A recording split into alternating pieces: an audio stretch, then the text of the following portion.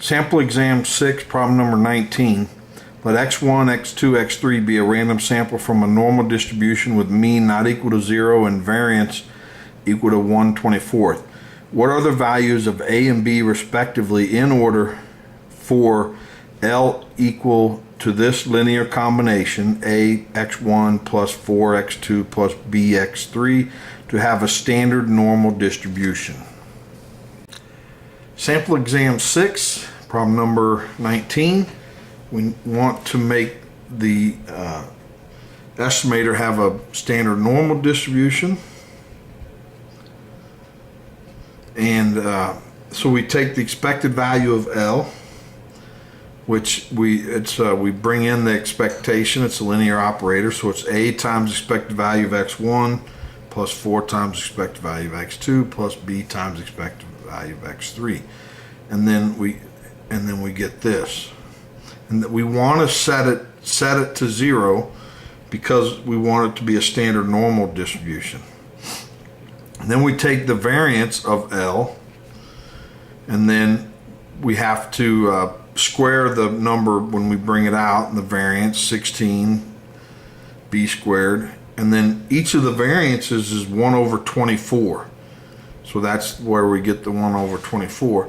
Now I don't do the algebra here, but you can solve for a in this case and then substitute it in here and solve for b, and then take that and put it back in here and solve for a, and we get a is equal to -2 and b is equal to -2. Number 20, let x be a random variable with mean 2. Let s and t be unbiased estimators of the second and third moments respectively of x about the origin. Which of the following is an unbiased estimator of the third moment of x about its mean? Number 20, we want to find which is an estimator of the third central moment, or not, yeah, central moment. And so here they say the third moment about its mean, so that means x minus the mean cubed, and that'd be the third central moment.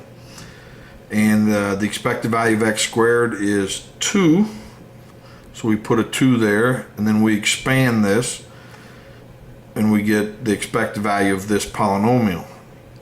And then we take the expectation into each of the terms, so the expected value of x cubed squared x minus. So then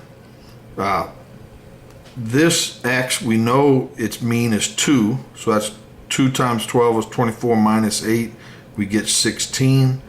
And then we do know that s is an unbiased estimator for the second moment, and t is an estimator for the third moment, so we can substitute in t and s and we get this. Number 21, suppose one observation is taken on a random variable x with density function f of x given theta, which is that, and suppose the prior density function for theta is p of theta, which is given there. What is the expected value of theta given x?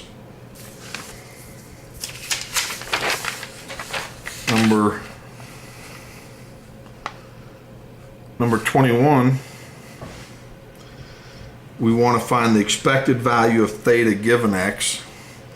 So first we need to find the density for f of theta given x, which, since that's a conditional, we can write it as this, the intersection over the f of x. And then we can rewrite this into this expression, and we do that because they give us f of theta, or the prior distribution, and then f of x given theta is also provided for us. Now we're not given f of x, and so I'll calculate that here. But when we plug in the information and then we calculate f of x, we get this as our density for f of theta given x. Now to calculate f of x, we take the joint which is this piece here, which is this, which is that. So then this cancels, that cancels. We're left with 2 theta x. So we need to integrate out theta to come up with our marginal f of x. And theta goes from 0 to x. So then we integrate with respect to theta. We get this, plug in our limits of integration, we get 4x cubed, and that's where we got that. So now to take the expected value, we add a theta or multiply a theta to this expression, and that's why we get the theta squared. We're still going from the range from 0 to x. Integrate, we get this, plug in the limits, we get 2/3 x. Number 20, customers at Fred's Cafe win $100 prize if their cash register receipts show a star on each of the 5 consecutive days, Monday through Friday, in any 1 week. The cash register is programmed to print stars on a randomly selected 10% of the receipts.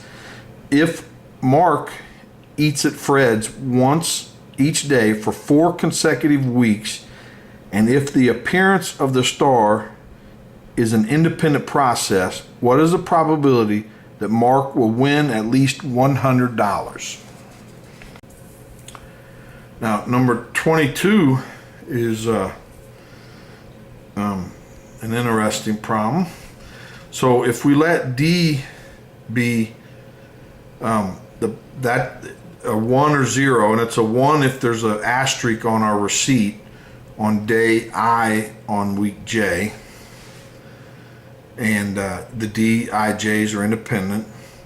So then any given week, call it week J, if we sum the days 1 through 5, so Monday through Friday, this is it's also a random variable. We want to win on any given week, we want the this to equal 5, because we have to have D be a 1 on 5 consecutive days. Well, the probability of observing a 1 is 0.1. We want to receive 5 in a row, so it's 0.1 raised to the 5th. Okay, but that's for any given week. But X is the number of wins in 4 weeks. So X is binomial with n equals 4, and P is the probability of winning on any given week, which is what we just calculated. So the probability that X is greater or equal to 1, meaning that we win at least one of those weeks, we sum from 1 to 4 of a binomial, where it's 4 choose K, the probability of winning raised to the K, 1 minus that raised to the 4 minus K, and that's the answer.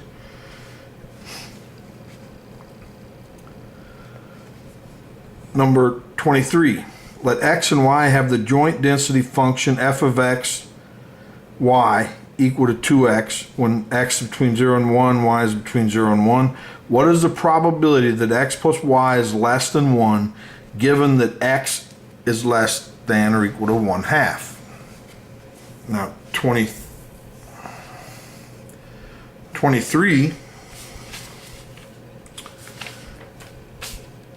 we want to find the probability of x plus y less than 1 and x less than 1/2. Okay, so we're given the joint density. So first let's find the marginal of x.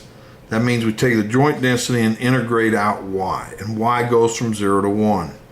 So here they give us 2x as the joint density, integrate out, limits of integration, we get 2x back. So now the probability that x is less than 1/2 is we go from 0 to 1/2 of our density f of x, integrate it, limits of integration, we get 1/4. Now remember, this is ultimately what we want, this right here. And then the numerator is we take this, intersect this, and that's what this is, and then we divide by this piece. Well, we just calculated the 1/4. Now we need to calculate this. But I like to draw a picture. So we have x and we have y. They both go from 0 to 1. First of all, we want to be less than 1, the x plus y. So that's this line. So we want to be down here. Then, but we're intersecting the x is less than a half, which is this piece. So we're right there. So when we integrate the numerator, the less than 1 and less than a half, if we integrate with respect to y first, we go from 0 to 1 minus x, and then integrate from x from 0 to a half. And that's what our limits of integration are. And this is the joint density of f of x, y. Integrate y and x, do the math, we get 1/6. So now plug in our numbers, we get 2/3 as our solution. Problem 24, let the random variable x have a density function f of x equal to kx for x between 0 and the square root of 2 over k and 0 elsewhere. If the mode of this distribution is that k equal to square root of 2 divided by 4, then what is the median? Number 24, we're given the density is f of x equal to kx, which is a line, and we're asked to find the median of this distribution. And they're given, they give us that the mode of this distribution happens at the square root of 2 over 4. And it says k equal to square root of 2 over 4, which is a little bit confusing. I guess that means this k. So if this k is 2 square root of 2 over 4, and you plug in this to the equation, and that's where the mode happens, then this piece is equal to this piece, which says k is equal to 16. I think it's a little bit confusing the way that it's written, but this is my solution to it. So then to find the median, we want to integrate from 0 to some number m such that then it integrates to 1/2. And then here's our density. Take the integration of it, you get 8x squared, limits of integration, plug in m, and that equals 1/2, which then implies m is equal to 1/4. Number 25, let x1 through xn be independently and uniformly distributed on the interval minus a to a. What is the probability that the minimum of our sample is less than or equal to minus b, or the maximum of our sample is greater than or equal to a, where a is between 0 and cap a, and b is between 0 and cap a? Now, number 25, I have two solutions. And so if you're able to find the shortcut, then you can save time. But if you don't find the shortcut, then you have to use the longer method. So I'm going to do both. We're given that the density of f of x, it's uniform between minus a and a. So let's calculate cap of the CDF. So that goes from minus a to x. You integrate it, you get this. So x plus a over 2a is a cumulative distribution function. And to save on notation, we're going to let y1 be the minimum of our x's and xn be the maximum. So now to find the joint density of y1 and yn, it's this. And this is one of those things that you just need to learn for the test. They use this knowledge over and over, how to find the min, the max, or the joint between two order statistics. And once you learn it, then it's like, ding, you can do it forever, and it's easy, but yet have to learn it. So then we plug in our information, f of x, and then this is Oh, well, this is, it's x plus a. So we're plugging in yn and y1, and then the two a's kind of factor out. So we got n minus 2 of those, but then we grab an extra 2a here and an extra 2a there, and we get n of them. And then the a's cancel out in the numerator here. So this is our joint density for y1 and yn. Darn it. So now we want to find this probability. Okay. Well, this is if we were to draw a picture. So here's y1 and yn. And we want y1 to be less than negative b, which is this. And we want yn to be greater than a, which is this. And always remember that there's a diagonal line here, that yn has to be greater than y1. Okay, so we're restricted to this region. So now we could find this, and we could find that, and then we'll have to subtract this piece one time to find that probability. But I think it's easier to just find this region right here. So take 1 minus this region, and you got the original. But here it says that y1 is greater than minus b, and yn is less than a. So we're in this region here. So now we start integrating. So let's just focus on this piece here and bring it down. So now if we integrate with respect to dy first, we go from a to y1, which is this piece here. And then yn goes from minus b all the way to a, which is this piece.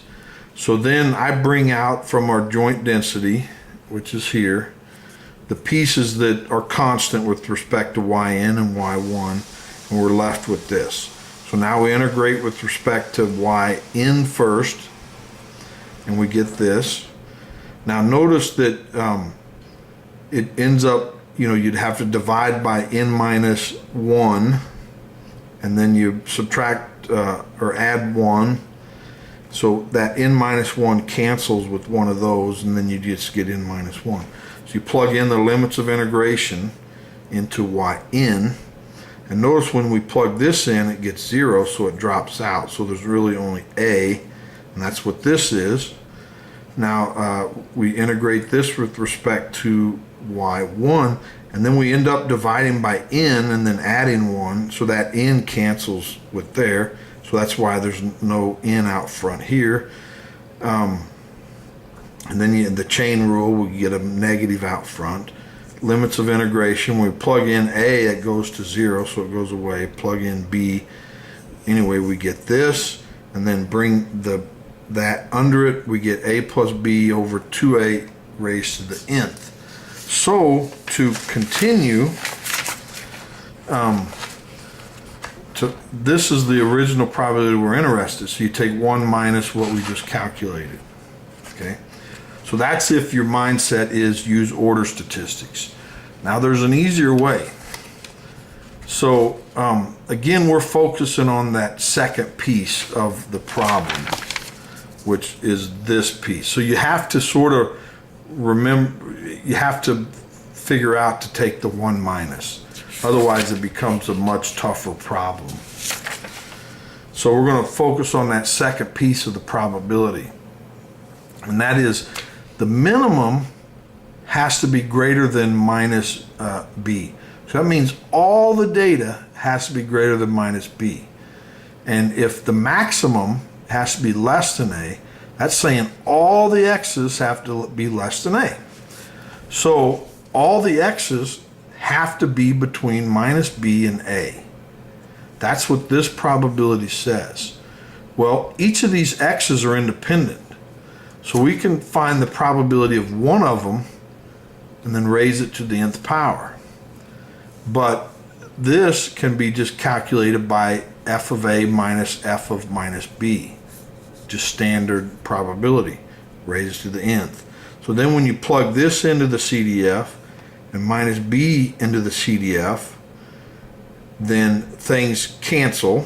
So the A's go away, the B becomes a plus, and you end up with the same thing, which was here. So then when you take 1 minus, you get the same answer as before. Number 26, let x1 through xn be a random sample from a distribution with density function f of x equal to that given, and this is for x greater than theta. What is the maximum likelihood estimator for theta? Now number 26 is we want to find the maximum likelihood estimator, and here the tricky part is that the data and the parameter depend, the domain, they depend upon each other. So that makes maximizing it a little tougher. So this is the density, and then the joint of all the x's is there's n of them, so we get n of them, and every x has to be greater than theta. That's according to the requirements. If we were to plot the density, it looks like this.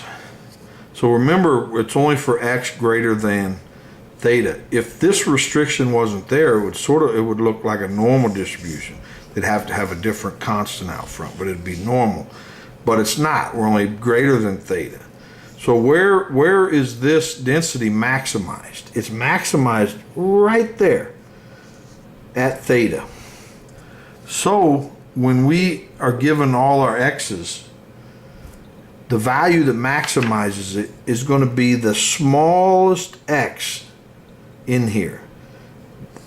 And that is going to be our maximum likelihood estimator. Okay. Hope you enjoyed the video. Please like it, subscribe so you don't miss the next 8 problems for exam 6. Thanks, bye.